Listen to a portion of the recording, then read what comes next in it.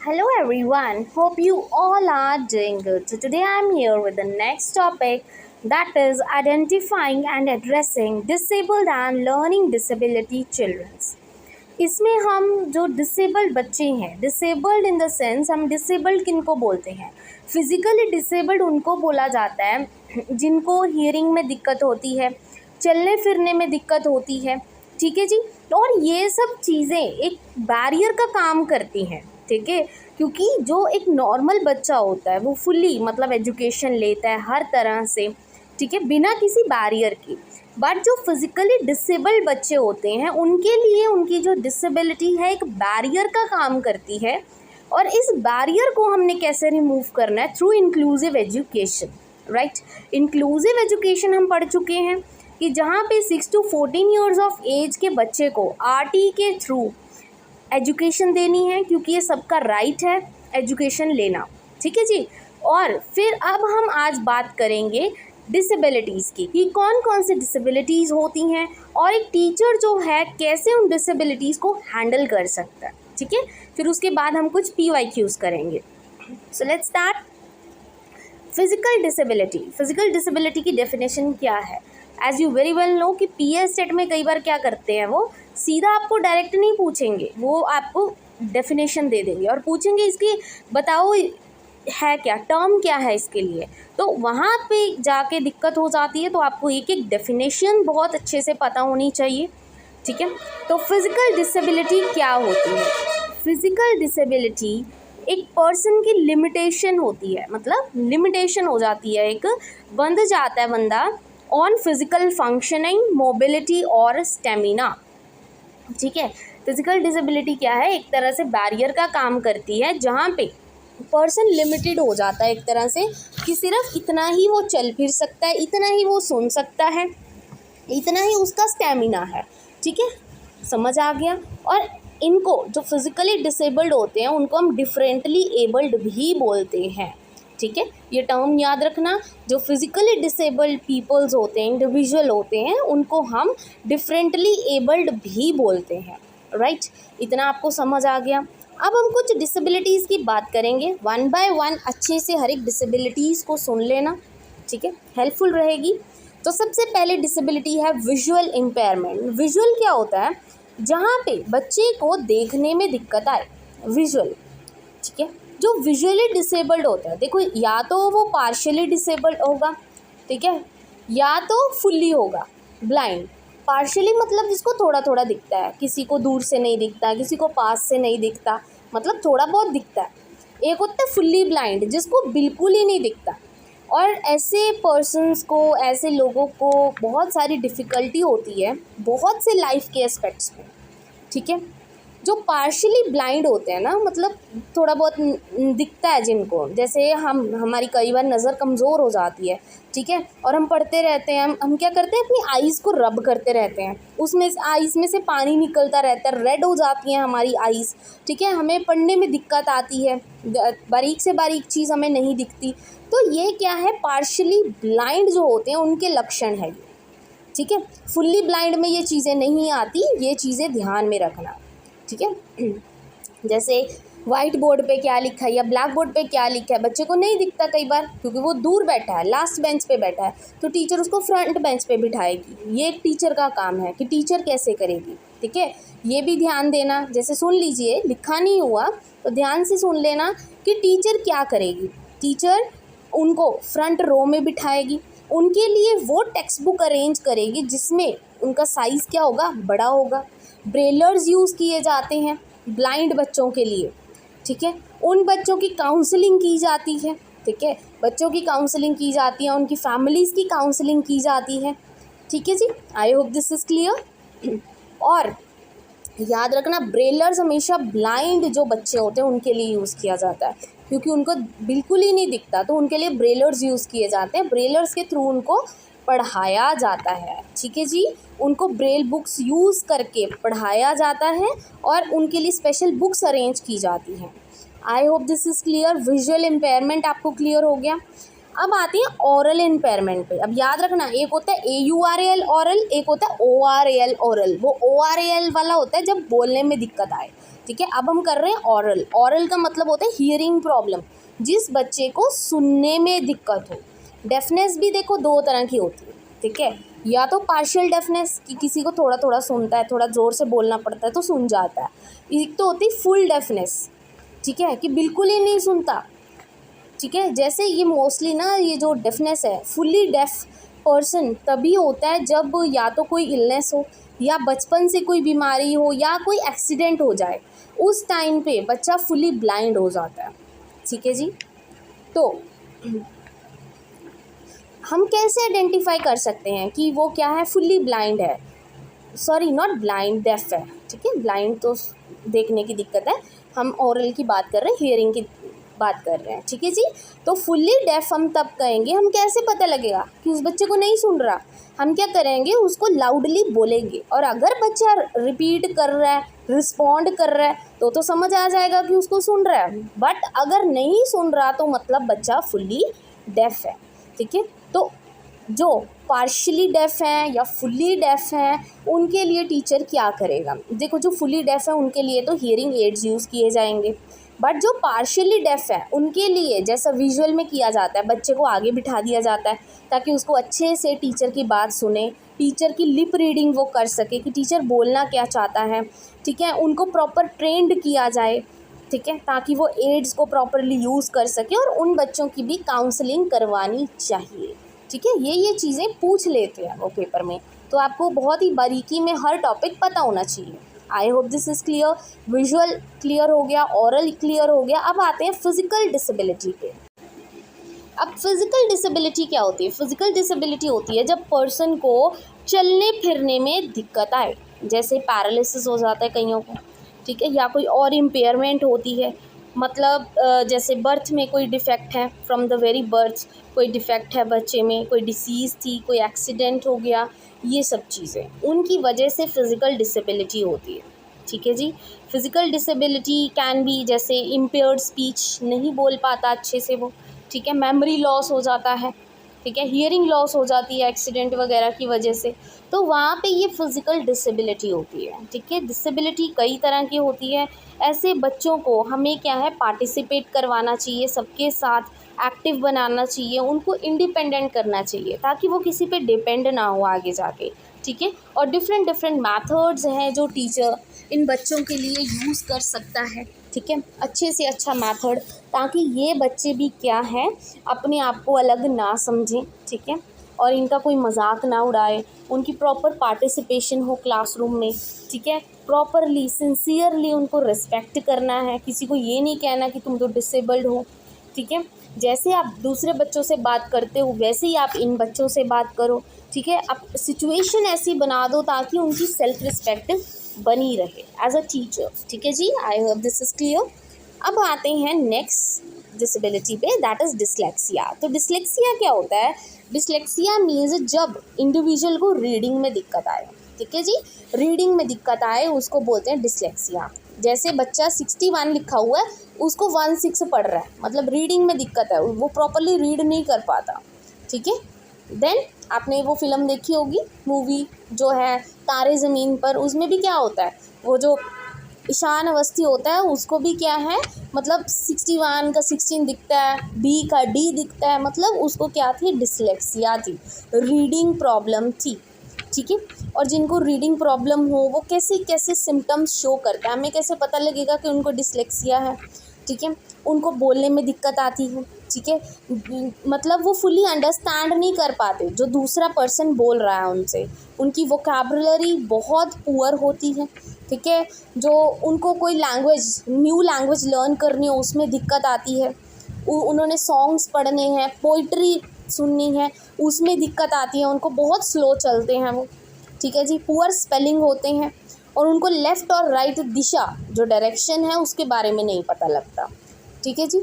तो ये सब क्या है, सिम्टम्स हैं उस पर्सन के जिसको डिसलेक्सिया है, रीडिंग में दिक्कत है, उनको राइट रॉन्ग का नहीं पता, ठीक है, लेफ़्ट राइट का नहीं पता, डायरेक्शंस नहीं समझ में आती, ठीक है, हर चीज़ में वो स्लो होते हैं, ज़्यादा टाइम लेते हैं रीडिंग में।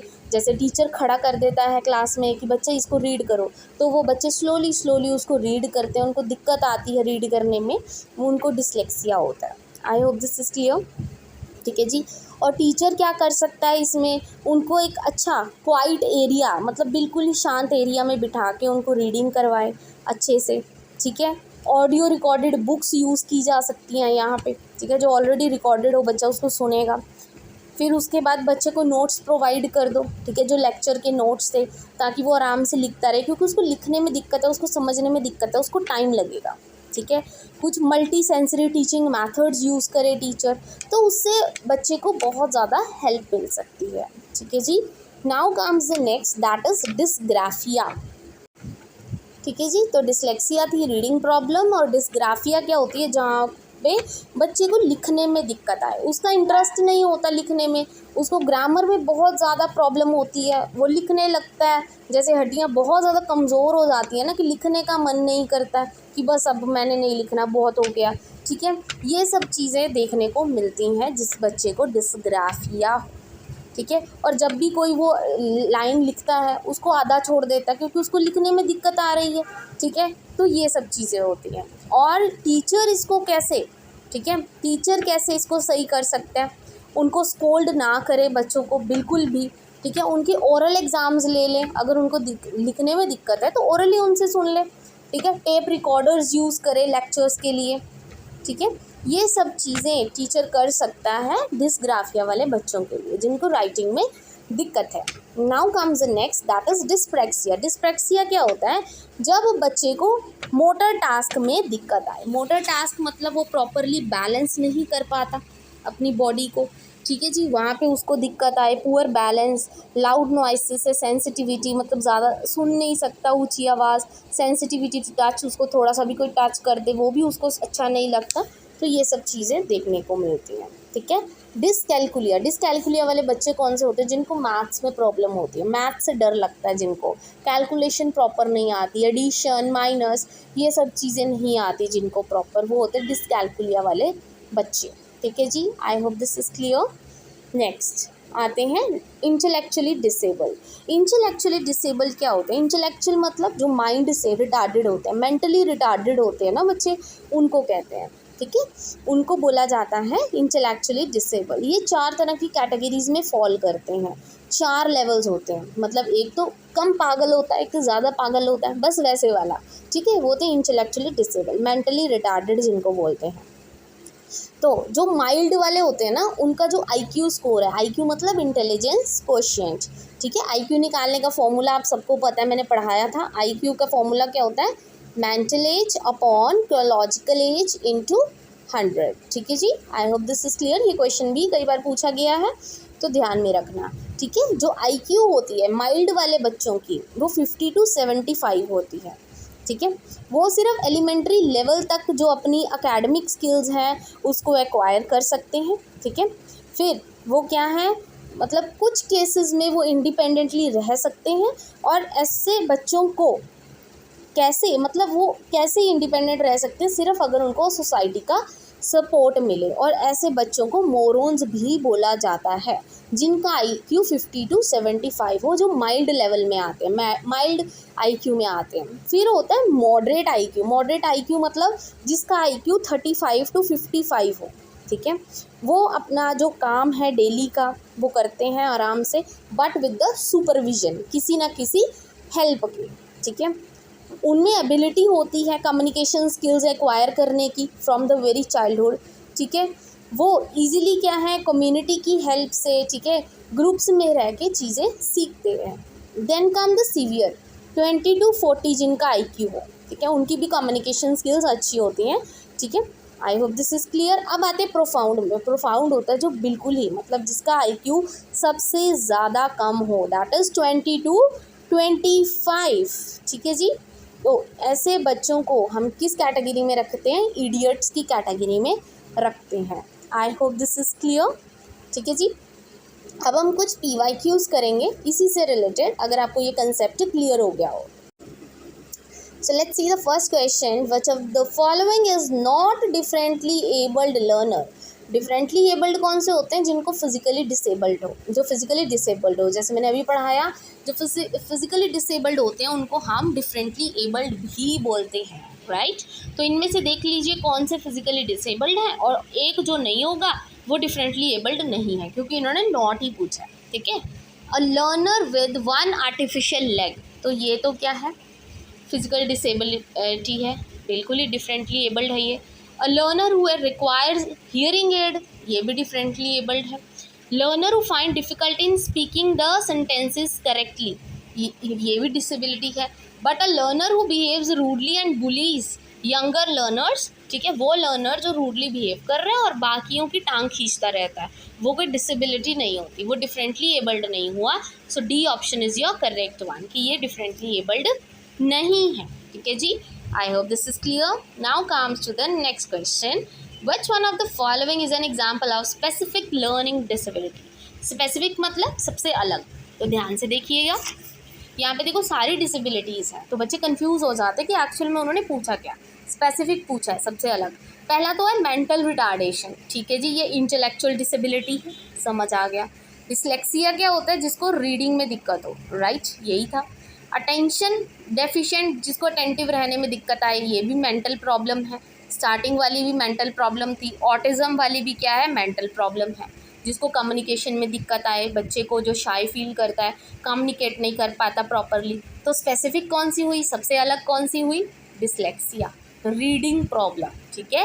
सो B option is your correct one. तो ध्यान से क्वेश्चन पढ़िएगा, सभी को देख लीजिएगा, पहले कैटेगराइज कर लो, फिर जाके उसको ऑप्शन को करेक्ट कीजिएगा। Now the next question, if a learner write 61 as 16, 61 को 16 लिख रहा है कोई लर्नर, तो वो कंफ्यूज हो जाता है बी और डी में, तो ये कौन सी डिसेबिलिटी हुई, लर्निंग डिसेबिलिटी हुई या विजुअल हुई। विजुअल तो नहीं होगा, देखो जी, देखने में दिक्कत नहीं है, वो 61 को 16 लिख रहा है तो देखने में दिक्कत तो नहीं हुई। मेंटल प्रॉब्लम भी नहीं है, ये मेंटल इम्पेयरमेंट भी नहीं, यहाँ पे लर्निंग डिसेबिलिटी है, डिसलेक्सिया प्रॉब्लम है, रीडिंग की दिक्कत है। So A option is your correct one here, ठीक है जी। Now comes to the next question, a handwriting problem can be classified as which of the difficulties? Dyslexia क्या होता है, reading problem. Dyscalculia mathematical problem. Dysphagia चलने फिरने में दिक्कत। डिस्ग्राफिया राइटिंग में दिक्कत। तो पूछा क्या गया है, हैंड राइटिंग प्रॉब्लम, तो कहाँ पे हुई, dysgraphia. So C option is your correct one. तो इसके लिए आपको एक एक जो डिसेबिलिटी है उसके बारे में पता होना चाहिए, ठीक है जी। तो ध्यान से हर एक डिसेबिलिटी को रीड आउट कर लीजिएगा। Then dyslexia is associated mainly with difficulties in, dyslexia किस डिफ़िकल्टी से रिलेटेड है, डिसलेक्सिया हियरिंग से नहीं जी, स्पीकिंग से नहीं जी, स्पीकिंग एंड हियरिंग नहीं जी, डिसलेक्सिया होता है रीडिंग में दिक्कत। So B option is your correct one here, right. Now comes the next question, the major frustration that children with hearing loss face in the classroom is, main दिक्कत जो वो बच्चे हैं जो सुन नहीं सकते, क्लासरूम में सबसे ज़्यादा दिक्कत उनको कहाँ पे आती है। पहला, इनएबिलिटी टू कम्युनिकेट और शेयर इन्फॉर्मेशन विद अदर्स, बिल्कुल सही है, देखो वो दूसरों से कम्युनिकेट नहीं कर पाते अच्छे से, वहाँ पे उनको दिक्कत आ जाती है। Inability to take examination with other students, नहीं उनको सुनता नहीं है बट वो एग्ज़ाम्स तो दे सकते हैं, वहाँ पे डिफ़िकल्टी नहीं है उनको। इनएबिलिटी टू रीड, रीडिंग में दिक्कत नहीं है, हियरिंग में प्रॉब्लम है। इनएबिलिटी टू पार्टिसिपेट, नहीं जी वो पार्टिसिपेट भी करते हैं, उनको मोटर डिसेबिलिटी थोड़ी ना है, हियरिंग डिसेबिलिटी है, तो वहाँ पे उनको कम्युनिकेशन में दिक्कत आती है। So A option is your correct one here. Now the next question, which of the following may be the best way to deal with an inattentive child in the classroom. आपकी classroom में कोई inattentive बच्चा है जो बिल्कुल भी ध्यान नहीं देता किसी भी चीज़ पे, बिल्कुल अटेंटिव नहीं है, तो आप उसको कैसे डील करोगे। सबसे पहले, allow the child to stand while working so to enable the child to focus attention. आप उसको बोलोगे कि तू खड़ा होकर काम कर, बिल्कुल गलत है, यहाँ पे कहाँ बच्चा अटेंटिव हो जाएगा। Provide the child frequent breaks, बिल्कुल गलत है, ऐसे तो आप हर एक बच्चे को ब्रेक देते रहोगे बीच बीच में। Nag the child as frequently in front of the class, नहीं, बेइज्जती नहीं करनी बच्चे की सबके सामने। आप उसको क्या करोगे, सबसे कम जहाँ पे डिस्ट्रैक्शन हो वहाँ पे बिठाओगे। वो इनअटेंटिव इसीलिए है क्योंकि वो डिस्ट्रैक्ट हो जाता है, तो क्यों ना उसको ऐसे एरिया में बिठाया जाए जहाँ पे डिस्ट्रैक्शन कम हो। So D option is your correct one है, ठीक है जी। Now last question, if the child repeatedly make errors during a class teachership, जैसे कोई टीचर लेसन पढ़ा रहा है और बच्चा बार बार गड़बड़ कर रहा है वहाँ पे, तो टीचर को क्या करना चाहिए? Make changes in the instructions, time table और सिटिंग अरेंजमेंट। बिल्कुल सही है। टीचर है जो अरेंजमेंट कर सकता है उस बच्चे के अकॉर्डिंग, बिल्कुल सही है। Leave the lesson for the time being and come back to it after some time, कि थोड़े टाइम के लिए वो चैप्टर छोड़ दे। यहाँ पे ये बच्चा एरर्स कम थोड़ी करेगा यहाँ पे। Identify the erring student, talk to principal, principal से शिकायत लगाओगे, बिल्कुल गलत बात है। मेक एरिंग स्टूडेंट, उसको क्लास के बाहर खड़ा दोगे, बिल्कुल गलत बात है। तो A option is your correct one. उसके लिए कुछ खास अरेंजमेंट्स करोगे, क्योंकि मे बी जो एरर्स कर रहा है उसको कोई और दिक्कत आ रही है, तो टीचर उस एरर को आइडेंटिफाई करके उस बच्चे की हेल्प करेगा। ठीक है जी। So this is all about today some PYQs, और ये कंसेप्ट है जो डिफरेंटली एबल्ड का। आई होप एक एक डिसेबिलिटी आपको क्लियर हो गई होगी। और आज की वीडियो अगर आपको अच्छी लगी हो, यूज़फुल लगी हो, हेल्पफुल हो, अंडरस्टैंडेबल हो, then please don't forget to like and subscribe my channel. Thank you very much.